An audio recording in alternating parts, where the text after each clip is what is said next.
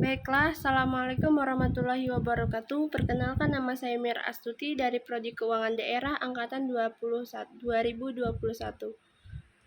Di sini saya akan membahas tentang penentuan harga pelayanan publik. Yang pertama yaitu pelayanan publik yang bisa dijual. Setiap penyediaan pelayanan publik sebenarnya membutuhkan biaya pelayanan atau cost of service production.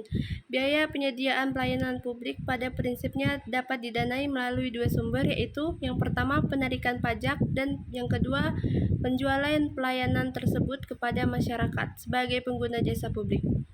Terdapat beberapa kriteria dalam menentukan suatu pelayanan cocok dibiayai melalui pajak atau pembebanan langsung kepada masyarakat berupa pelayanan publik yang dapat dijual di antara lain pelayanan penyedia air bersih, pelayanan transportasi, pelayanan pos, pelayanan telekomunikasi, pelayanan listrik dan energi.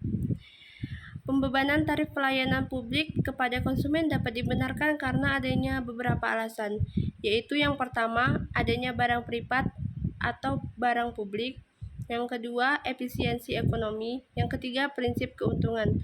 Pembebanan tarif pelayanan publik pada dasarnya juga menguntungkan bagi pemerintah, karena dapat digunakan sebagai salah satu sumber penerimaan pemerintah.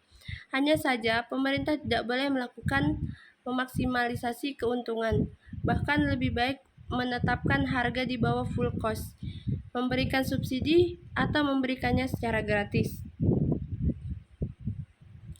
Yang kedua, dasar penentuan harga atau tarif pelayanan. Hal-hal yang dapat dijadikan dasar dalam penentuan harga pelayanan antara lain yang pertama, pendapatan yang diinginkan meliputi pendapatan bersih setelah dikurangi biaya atau laba yang diinginkan dari pelayanan tersebut. Pelayanan bersih yang dibutuhkan untuk meningkatkan pendapatan daerah. Yang kedua, biaya untuk menghasilkan pelayanan meliputi total biaya untuk menghasilkan pelayanan, komponen biaya untuk menghasilkan pelayanan, dan yang ketiga, produk pelayanan meliputi harga pokok pelayanan yang logis untuk diterapkan, harga pelayanan yang sudah sepadan dengan kualitas pelayanan, adanya diskriminasi produk pelayanan sehingga diperlukan diskriminasi harga. Dan yang keempat, dasar pelayanan meliputi permintaan terhadap produk pelayanan yang elastis dan inelastis dan pelayanan untuk atau pengguna layanan tersebut. Yang ketiga, elastisitas permintaan. Elastisitas permintaan adalah teori ekonomi yang mengemukakan kepekaan permintaan terhadap perubahan suatu barang dan jasa. Suatu barang dan jasa dikatakan permintaannya elastis apabila terjadi perubahan harga sedikit saja akan sangat berpengaruh pada volume permintaan. Sedangkan permintaan inelastis adalah apabila terjadi perubahan harga tidak akan begitu banyak mengubah volume permintaan. Dalam lingkup sektor publik, contoh permintaan yang elastis adalah permintaan pada barang dan jasa yang merupakan kebutuhan sekunder, sedangkan permintaan inelastis adalah permintaan pada barang dan jasa yang merupakan kebutuhan primer atau pokok. Elastisitas permintaan penting dipertimbangkan dalam penentuan harga pelayanan publik. Yang selanjutnya, metode penentuan harga pelayanan publik. Yang pertama, gross margin pricing.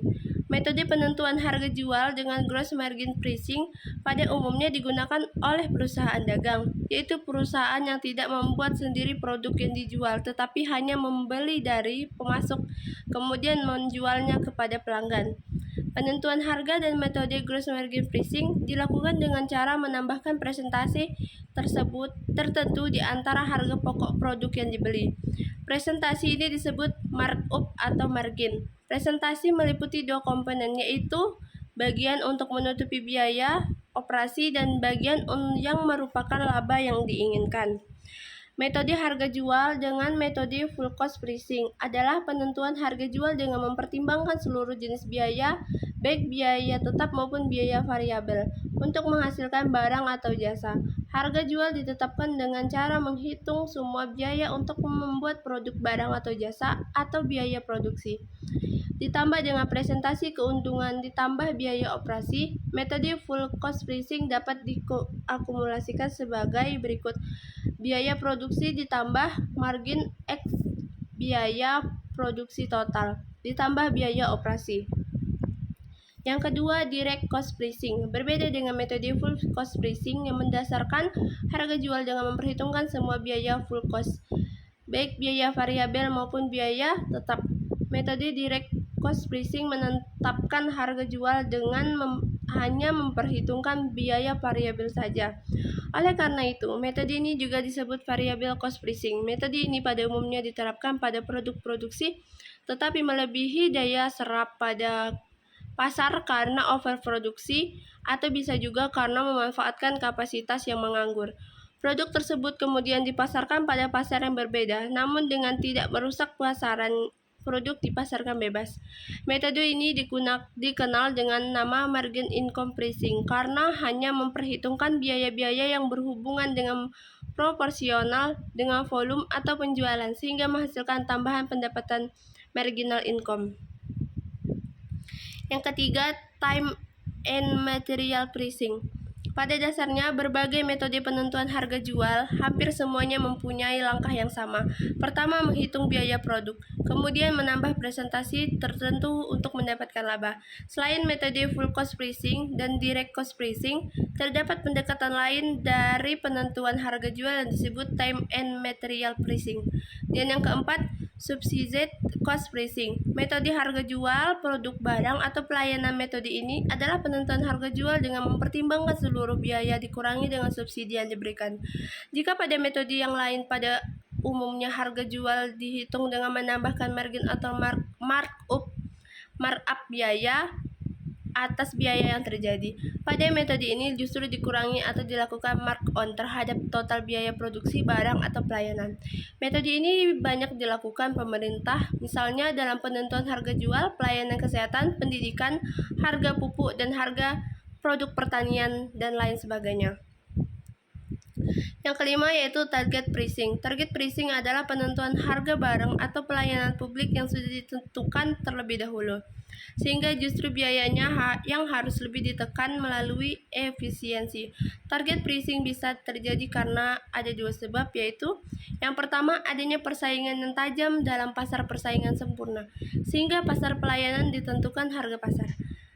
Satu penyedia layanan dan tidak dapat mempengaruhi harga pasar. Dan yang kedua, adanya kebijakan pemerintah yang mewajibkan penyedia layanan publik menjual harga pelayanan pada tingkat tertentu.